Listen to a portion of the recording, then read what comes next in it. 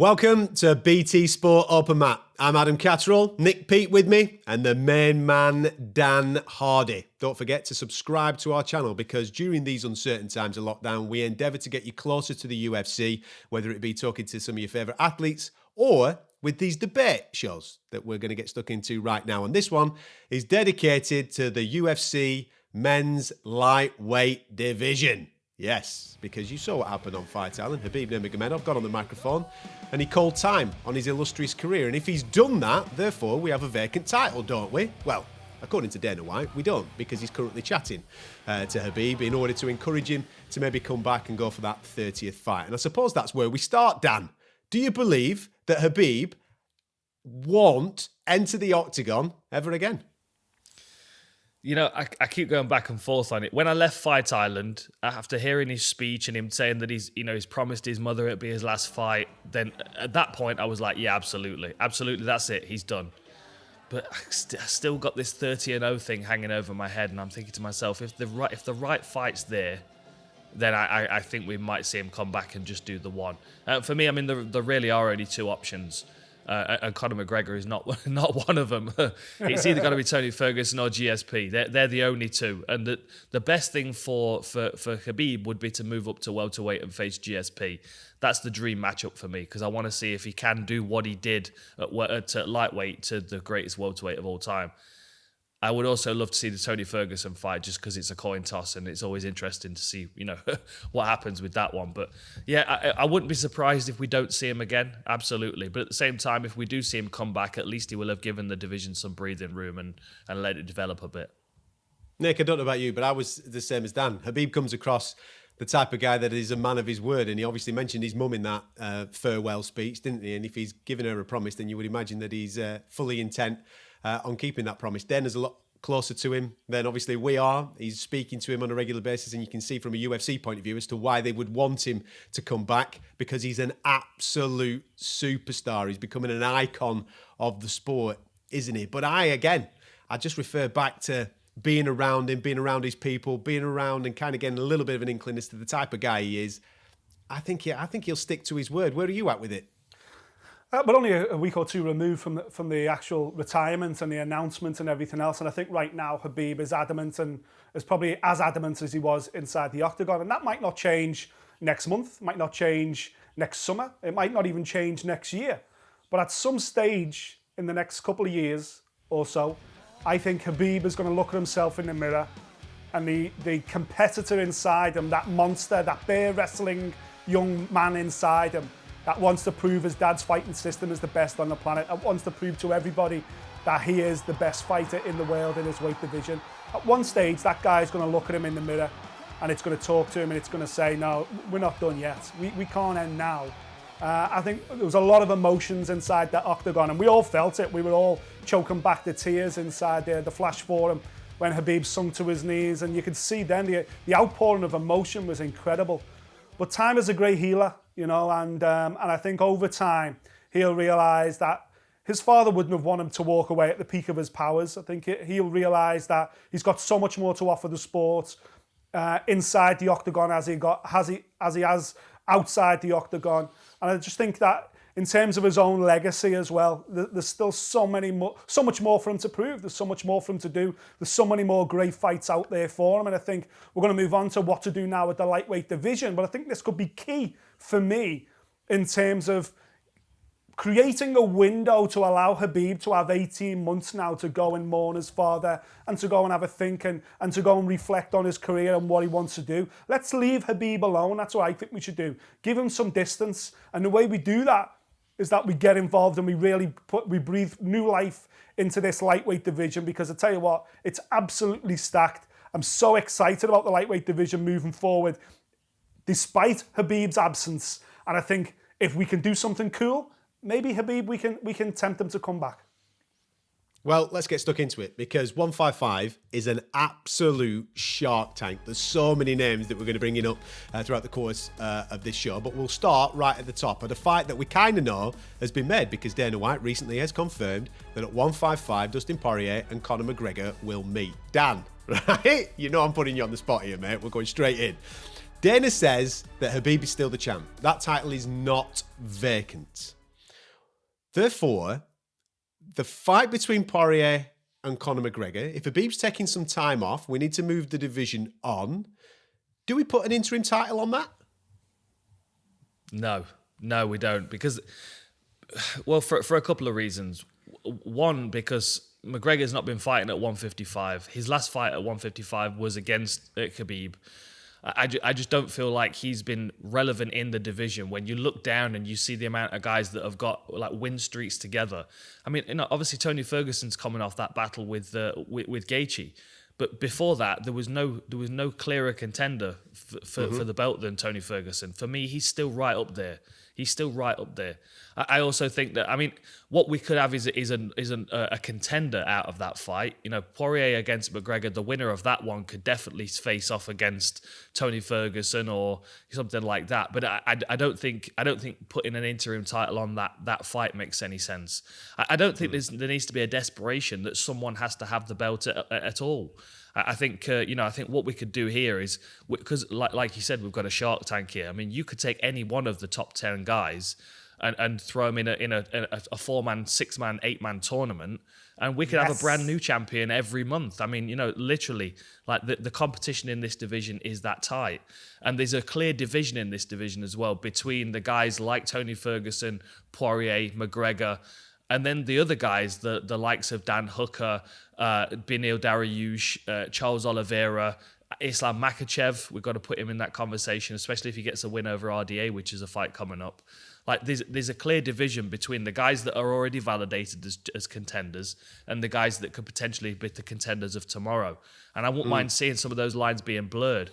But absolutely, I don't think it makes sense to make that an interim title at all. I think we can get a number one contender without it being an interim belt. And I think Tony Ferguson's the other guy to throw in there with them. Well, Dana's all but confirmed the rematch between McGregor and Poirier at £155. How does it go in your eyes, Dan? How does that rematch play out? I kind of feel like Conor's got his measure. I don't know why, but I just feel like even at 145, 155, I feel like the story's the same. And there's a characteristic in Poirier, which we all love watching him fight. He's eager, he's enthusiastic, he's aggressive. In the Khabib fight, it backfired twice because he had two opportunities where the fight might have been there and he went all out. And that's kind of what he does. Like, if he sees an opportunity, he doesn't kind of measure his decision making. He goes all out to try and get the finish. And that's where I feel like McGregor can get inside his head. He can play that emotional card and get him riled, get him annoyed, and then get him overexposed. For me, I feel like McGregor catches him. It might be a second round fight this time, but I still feel like McGregor's going to land that left hand and do the business. Since that first defeat to Conor, Poirier has come on leaps and bounds, hasn't he? And he seems really settled at 155, Nick. He does, and what's he on, a 12-2 run or something mental like that? He's losing to Conor completely transformed him and took him all the way to a title shot against Khabib, and he's looked phenomenal since. He's much more of a rounded mixed martial artist. But I think this one has got one big factor, which is outside of the octagon, which will have a huge impact on what happens inside it, and that's fans. Where will we be in January? Will that be in front of a crowd? Will it even happen in January? Will it be inside the brand new Raiders stadium with a limited number of crowd? Will it be in the T-Mobile with a limited number of crowd? Or will the world have changed then? Will we have a capacity crowd? Or we'll be in a very similar position now? Will it be inside the Apex? And will it be behind closed doors? Because I think if it is behind closed doors, you're taking away a lot of Conor's power. If he's got to do all his media duties over Zoom, if he can't interact with fans and feed off the fans, if he can't use the fact that the global media attention and the circus around him is like winning the first round, which he's done so often in the past, I think then the opportunity completely and utterly goes over to Dustin Poirier, who has competed behind closed doors, who will not be affected by the whole circus around Conor, who will be able to put himself in a little bubble and probably not even see Conor until, any kind of behind closed doors media or even on the day of the weigh-ins. That will be such a huge factor And for me, it takes a lot away from Conor McGregor's arsenal. He's created this incredible circus around himself for one reason, that it's an intimidation factor, that welcome to my world. You fight Conor McGregor, just like Cowboy Cerrone did at the start of the year. You fight Conor McGregor, guess what? You'll never see anything bigger. You'll never have more attention. You'll never be pulled in more different directions. And guess what? You've got a fight on Saturday, and it's the last thing you want to do now. He did that with Dustin Poirier first time around. If it's behind closed doors, he loses that. I think Dustin Poirier wins the rematch. But if there's fans in there, it's Conor McGregor's world all over again. Okay. With that then in mind, let's just refer to the guy that was brought to Fight Island as the reserve. Because if anything happened to the fight between Gaethje and Khabib, Michael Chandler was stepping in. He was on the island, he made weight, looked in fantastic shape, didn't he? And he spoke extremely well to us throughout the course of the week, and he's ready to rock and roll. The UFC obviously think very highly of him, Nick. What do you do with him next? What is his next fight, and what does it mean at 155? Well, Chandler's got to face one of the top guys, one of the guys in the top 5 of the division, you know. Otherwise, putting him in that reserve spot just doesn't make any sense whatsoever. Obviously, the problem you've got there, of course, is that Michael Chandler, as accomplished and as impressive as he's been outside of the UFC, it was still outside of the UFC. So there's huge question marks about his ability and whether he should really even be in the top 10, whether you agree with it or not. But the UFC have obviously placed him in a position where they see him in and around the top 5, maybe on the verge of the top 5. So you've got to fit Chandler into the equation, Gaethje into the equation. Tony Ferguson needs to be in the equation. Obviously, Poirier and Conor McGregor are in this equation as well. So now you've got 5 men standing round, all arguing the fact that they should have some kind of stake or claim to the very least an eliminator fight, if not a title fight. Now, I think the obvious solution here, which you're alluding to with Dan, is the UFC thinking with their purse strings and realising that wrapping a belt around Conor McGregor's waist isn't the worst thing to do financially, economically, in terms of bringing the sport and getting it back in the spotlight, just because he's such a huge, albeit quite polarising, but he's a hugely significant star in the UFC spectrum. However, with 5 guys there, and the other 4 guys, I would argue, I've got much more of a stronger claim to deserving a title shot than Conor McGregor, just purely down to the fact that they've been active and they're in and around it. But I think you've got those 5 guys, you've got a couple of other guys, at least another 5 from this weight division. You know what I'm alluding to? I've been alluding to this since Khabib retired. Let's get a tournament going. Let's do this 8-man tournament. Let's throw 3 other names in there, whether it's Hooker or Dariush or Oliveira, or even Felder, a big fan's favourite. We could easily make an 8-man tournament. And the great thing then is we get that 18 months buyout then. You've got 18 months to lay this tournament out. We start with a quarter-final. And I mean, let's go deep, man. Let's contact the Football Association. Let's get that little silk bag where they put the balls inside. Let's get maybe even Khabib. Let's go to Dagestan with a crew. Silk ball. We get Khabib rolling his hand round, picking balls out. Number 2, Conor McGregor. Number 1, fights. Oh, Tony Ferguson. Let's do it, man. Let's go right in. 8-man tournaments.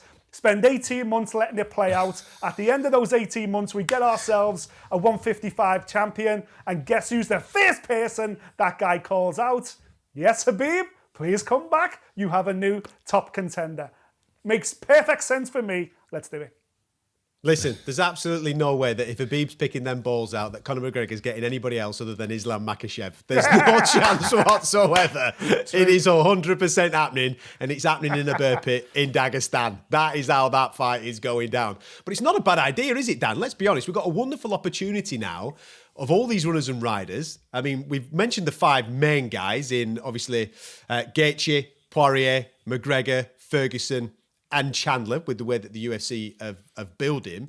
You've got to find 3 other guys to make an 8-man tournament. You could do something in January, you could do something in April, and then you could finish this all off in Abu Dhabi International Fight Week for the big finale, maybe for the title, maybe for the interim title, and the winner gets Khabib to get a shot. It just makes perfect sense, doesn't it?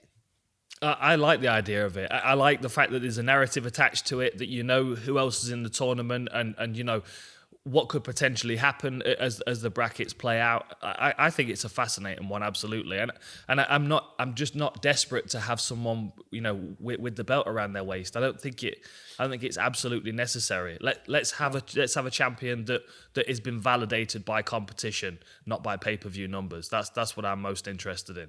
And if you look down that division, and you could quite easily get 8 guys with a two fighter alternate fight going on, just in case we have an injury or a pullout for whatever reason.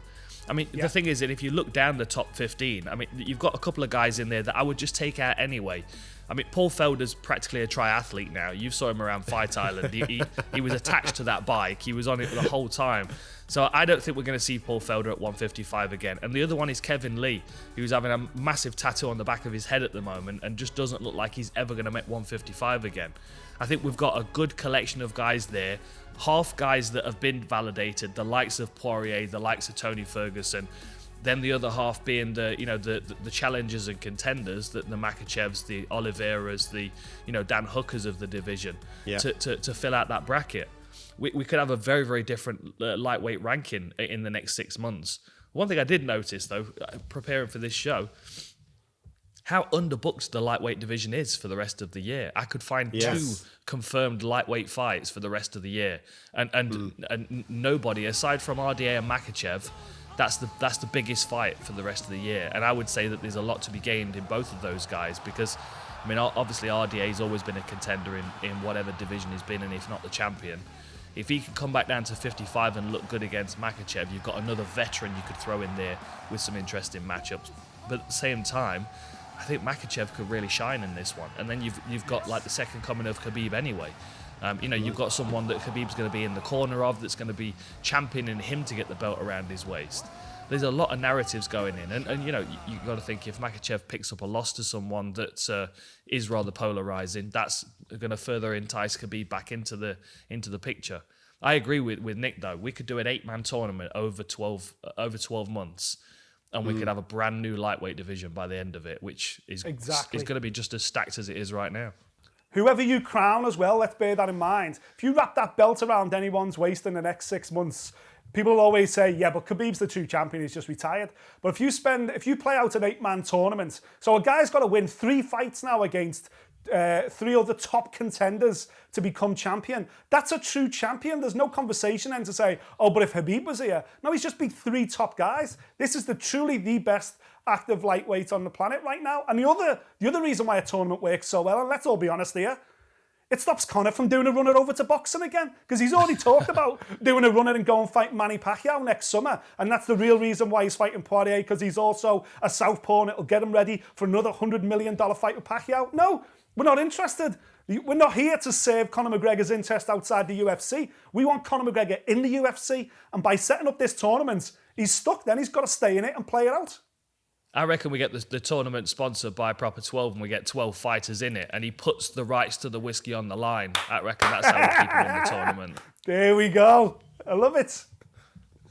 Dan, are the 3 names that you add to the 5 that we've been speaking about, is it Hooker, is it Oliveira, and is it Makhachev, or do you look at somebody else to bring in?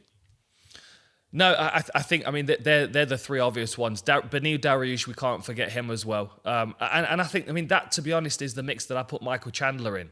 I think Michael Chandler's a very talented individual. He's got a fantastic record behind him coming into the UFC.